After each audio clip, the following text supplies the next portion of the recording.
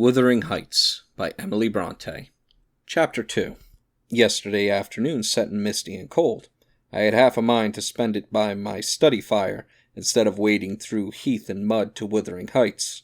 On coming up from dinner, however, N.B. I dined between 12 and 1 o'clock, the housekeeper, a matronly lady, taken as a fixture along with the house, could not, or would not, comprehend my request that I might be served at 5. On mounting the stairs with this lazy intention and stepping into the room, I saw a servant girl, on her knee, surrounded by brushes and coal scuttles, and raising an infernal dust as she extinguished the flames with heaps of cinders. This spectacle drove me back immediately. I took my hat, and after a 4-mile walk, arrived at Heathcliff's garden gate just in time to escape the first feathery flakes of a snow shower. On that bleak hilltop the earth was hard with a black frost, and the air made me shiver through every limb. Being unable to remove the chain, I jumped over, and, running up the flagged causeway, bordered with scraggly gooseberry bushes, knocked vainly for admittance, till my knuckles tingled and the dogs howled. "Wretched inmates!" I ejaculated mentally. "You deserve perpetual isolation from your species for your churlish inhospitality. At least I would not keep my door barred in the daytime. I don't care. I will get in." So resolved, I grasped the latch and shook it vehemently. Vinegar-faced Joseph projected his head from a round window of the barn. "What are ye for?" he shouted. "Ta master's down at Twofold. Go round the end of the lath, if ye went to spake to him." "Is there nobody inside to open the door?" I hallooed responsively. "There's nobbut to missus, and she'll not open it till ye make yer flaysome dins till night." "Why? Cannot you tell her who I am, Joseph?" "Nor to me. I'll ha' no hand wi't," muttered the head, vanishing. The snow began to drive thickly. I seized the handle to essay another trial, when a young man without coat and shouldering a pitchfork appeared in the yard behind. He hailed me to follow him, and, after marching through a wash-house and a paved area containing a coal-shed, pump, and pigeon-cot, we at length arrived in the huge, warm, cheerful apartment where I was formerly received. It glowed delightfully in the radiance of an immense fire, compounded of coal, peat, and wood, and near the table, laid for a plentiful evening meal, I was pleased to observe the Mrs., an individual whose existence I had never previously suspected. I bowed and waited, thinking she would bid me to take a seat. She looked at me, leaning back in her chair, and remained motionless and mute. "Rough weather," I remarked. "I'm afraid, Mrs. Heathcliff, the door must bear the consequence of your servant's leisure attendance." I had hard work to make them hear me. She never opened her mouth. I stared. She stared also. At any rate, she kept her eyes on me in a cool, regardless manner, exceedingly embarrassing and disagreeable. "Sit down," said the young man gruffly. "He'll be in soon." I obeyed and hemmed, and called the villain Juno, who deigned, at this second interview, to move the extreme tip of her tail, in token of owning my acquaintance. "A beautiful animal," I commented again. "Do you intend parting with the little ones, madam?" "They're not mine," said the amiable hostess, more repellingly than Heathcliff himself could have replied. "Ah, your favourites are among these?" I continued, turning to an obscure cushion full of something like cats. "A strange choice of favourite," she observed scornfully. Unluckily, it was a heap of dead rabbits. I hemmed once more, and drew closer to the hearth, repeating my comment on the wildness of the evening. "You should not have come out," she said, rising and reaching for the chimney-piece two of the painted canisters. Her position before was sheltered from the light. Now I had a distinct view of her whole figure and countenance. She was slender, and apparently scarcely past girlhood, an admirable form, and the most exquisite little face that I have ever had the pleasure of beholding. Small features, very fair, flaxen ringlets, or rather golden, hanging loose on her delicate neck, and eyes, had they been agreeable in expression, that would have been irresistible. Fortunately for my susceptible heart, the only sentiment they envied hovered between scorn and a kind of desperation, singularly unnatural to be detected there. The canisters were almost out of her reach. I made a motion to aid her. She turned upon me as a miser might turn if anyone attempted to assist him in counting his gold. "I don't want your help," she snapped. "I can get them for myself." "I beg your pardon," I hastened to reply. "Were you asked to tea?" she demanded, tying an apron over her neat black frock and standing with a spoonful of the leaf poised over the pot. "I shall be glad to have a cup," I answered. "Were you asked?" she repeated. "No," I said, half smiling. "You are the proper person to ask me." She flung the tea back, spoon and all, and resumed her chair in a pet, her forehead corrugated and her red underlip pushed out like a child's ready to cry. Meanwhile, the young man had slung on to his person a decidedly shabby upper garment, and, erecting himself before the blaze, looked down on me from the corner of his eyes, for all the world as if there were some mortal feud unavenged between us. I began to doubt whether he were a servant or not. His dress and speech were both rude, entirely devoid of the superiority observable in Mr. and Mrs. Heathcliff. His thick brown curls were rough and uncultivated, his whiskers encroached bearishly over his cheeks, and his hands were embrowned, like those of a common laborer.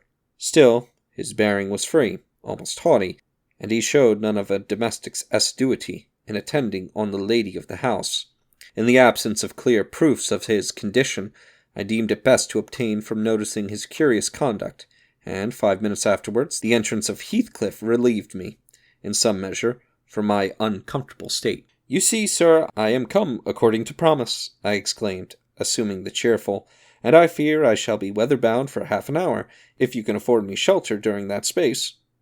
"Half an hour," he said, shaking the white flakes from his clothes. "I wonder you should select the thick of a snowstorm to ramble about in. Do you know that you run a risk of being lost in the marshes? People familiar with these moors often miss their road on such evenings, and I can tell you there is no chance of a change at present. Perhaps I can get a guide among your lads, and he might stay at the Grange till morning. Could you spare me one?" "No, I would not." "Oh, indeed. Well, then, I must trust to my own sagacity." "Humph! Are you going to make the tea?" demanded he of the shabby coat, shifting his ferocious gaze from me to the young lady.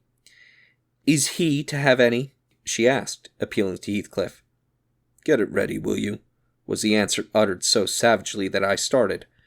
The tone in which the words were said revealed a genuine bad nature. I no longer felt inclined to call Heathcliff a capital fellow. When the preparations were finished, he invited me with, "Now, sir, bring forward your chair," and we all, including the rustic youth, drew round the table, an austere silence prevailing while we discussed our meal. I thought, if I had caused the cloud, it was my duty to make an effort to dispel it. They could not every day sit so grim and taciturn, and it was impossible, however ill-tempered they might be, that the universal scowl they wore was their everyday countenance. "It is strange," I began in the interval of swallowing one cup of tea and receiving another, "it is strange how custom can mold our tastes and ideas.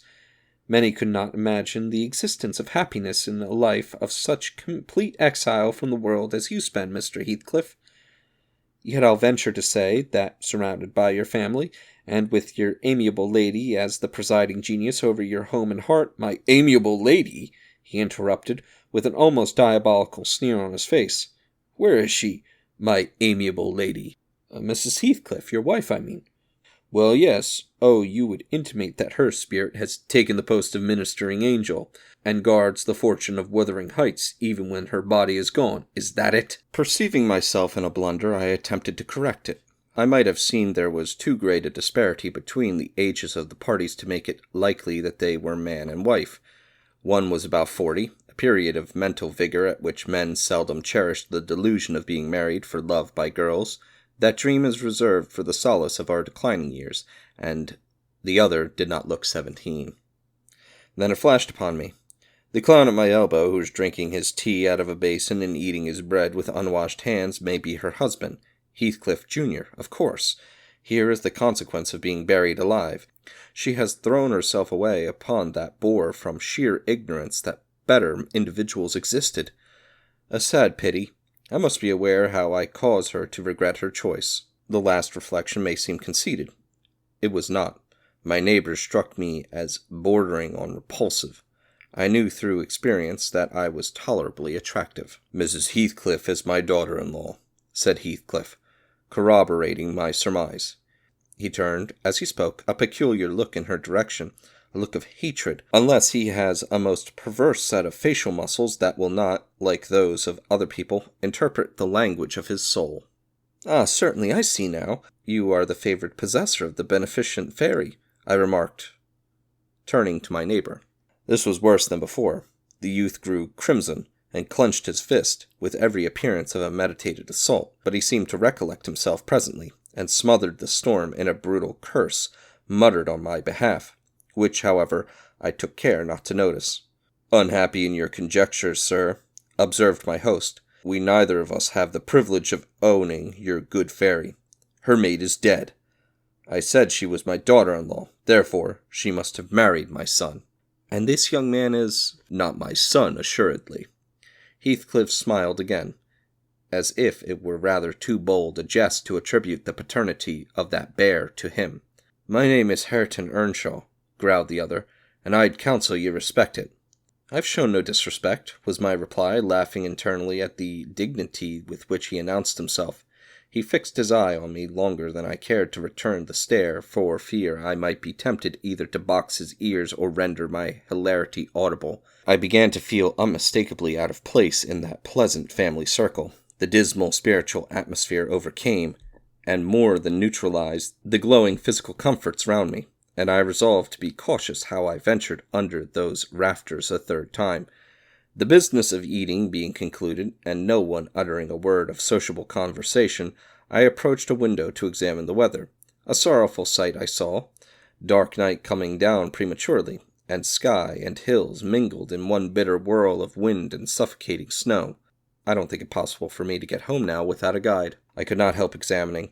The roads will be buried already, and, if they were bare, I could scarcely distinguish a foot in advance. "Hareton, drive those dozen sheep into the barn porch. They'll be covered if left in the fold all night, and put a plank before them," said Heathcliff. "How must I do?" I continued with rising irritation.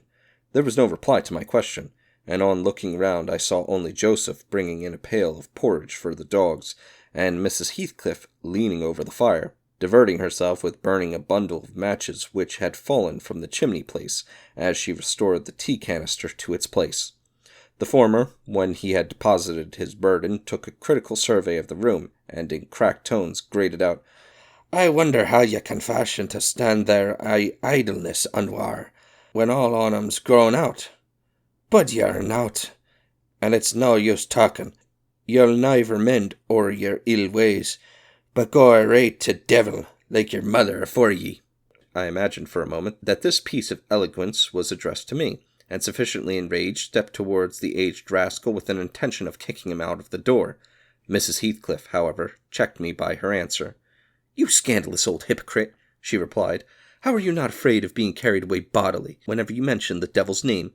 I warn you to refrain from provoking me, or I'll ask your abduction as a special favor.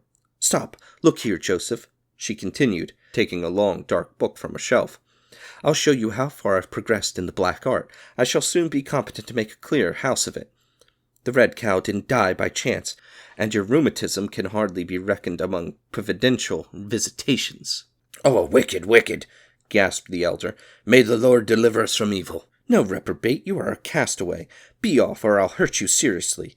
I'll have you all modelled in wax and clay, and the first who passes the limits I fix I'll not say what he shall be done to, but you'll see. Go, I'm looking at you." The little witch put a mock malignity into her beautiful eyes, and Joseph, trembling with sincere horror, hurried out praying and ejaculating "wicked" as he went. I thought her conduct must be prompted by a species of dreary fun, and now that we are alone, I endeavoured to interest her in my distress. "Mrs. Heathcliff," I said earnestly, "you must excuse me for troubling you. I presume because with that face I'm sure you cannot help being good-hearted. Do point out some landmarks by which I may know my way home. I have no more idea how to get there than you would have how to get to London." "Take the road ye came," she answered, ensconcing herself in a chair with a candle and the long book open before her. "It is brief advice, but as sound as I can give. Then, if you hear of me being discovered dead in a bog or a pit full of snow, your conscience won't whisper that it is partly your fault?" "How so? I cannot escort you. They wouldn't let me go to the end of the garden wall." "You? I should be sorry to ask you to cross the threshold for my convenience on such a night. I cried. "I want you to tell me my way, not to show it, or else to persuade Mr. Heathcliff to give me a guide." "Who? There is himself, Earnshaw, Zillah, Joseph, and I. Which would you have? Are there no boys at the farm?" "No, those are all." "Then it shows that I am compelled to stay." "That you may settle with your host. I have nothing to do with it." "I hope it will be a lesson to you to make no more rash journeys on these hills," cried Heathcliff's stern voice from the kitchen entrance. "As to staying here, I don't keep accommodations for visitors.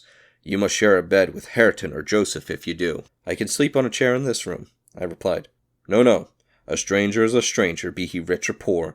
It will not suit me to permit anyone the range of the place while I am off guard," said the unmannerly wretch. With this insult, my patience was at an end. I uttered an expression of disgust, and pushed past him into the yard, running against Earnshaw in my haste. It was so dark that I could not see the means of exit, and as I wandered round, I heard another specimen of their civil behaviour amongst each other. At first the young man appeared about to befriend me. "I'll go with you as far as the park," he said. "You'll go with him to hell," exclaimed his master, or whatever relation he bore. "And who is to look after the horses, eh?" "A man's life is of more consequence than one's evening neglect of the horses. Somebody must go," murmured Mrs. Heathcliff more kindly than I expected. "Not at your command," retorted Hareton. "If you set store on him, you'd better be quiet." "Then I hope his ghost will haunt you, and I hope Mr. Heathcliff will never get another tenant till the Grange is ruined." "And I hope Mr. Heathcliff will never get another tenant till the Grange is a ruin," she answered sharply. "Hearken, shoe's cursing on him," muttered Joseph, towards whom I had been steering. He sat within earshot, milking the cows by the light of a lantern, which I seized unceremoniously, and, calling out that I would send it back on the morrow, rushed to the nearest postern. Maester, he's stealing the lantern," shouted the ancient, pursuing my retreat. "Hey, Nasher, hey, dog, hey, wolf, hold him! On opening the little door, 2 hairy monsters flew at my throat, bearing me down and extinguishing the light, while a mingled guffaw from Heathcliff and Hareton put the copstone on my rage and humiliation. Fortunately, the beasts seemed more bent on stretching their paws and yawning and flourishing their tails than devouring me alive. But they would suffer no resurrection, and I was forced to lie till their malignant masters pleased to deliver me. Then, hatless and trembling with wrath, I ordered the miscreants to let me out, on their peril to keep me 1 minute longer, with several incoherent threats of retaliation that, in their indefinite depth of virulency, smacked of King Lear. The vehemence of my agitation brought on a copious bleeding at the nose, and still Heathcliff laughed, and still I scolded. I don't know what would have concluded the scene, had there not been one person at hand rather more rational than myself, and more benevolent than my entertainer. This was Zillah, the stout housewife, who at length issued forth to inquire into the nature of the uproar. She thought that some of them had been laying violent hands on me, and, not daring to attack her master, she turned her vocal artillery against the younger scoundrel. "Well, Mr. Earnshaw," she cried, "I wonder what you'll have agate next. Are you going to murder folk on our very doorstones? I see this house will never do for me. Look at the poor lad, he's fair choking. Whisht, you mustn't go on so. Come in, and I'll cure that. There now, hold ye still." With these words, she suddenly splashed a pint of icy water down my neck, and pulled me into the kitchen. Mr. Heathcliff followed, his accidental merriment expiring quickly in his habitual moroseness. I was sick exceedingly, and dizzy and faint, and thus compelled perforce to accept lodgings under his roof. He told Zillah to give me a glass of brandy, and then passed on to the inner room, while she condoled with me on my sorry predicament, and having obeyed his orders, whereby I was somewhat revived, ushered me to bed.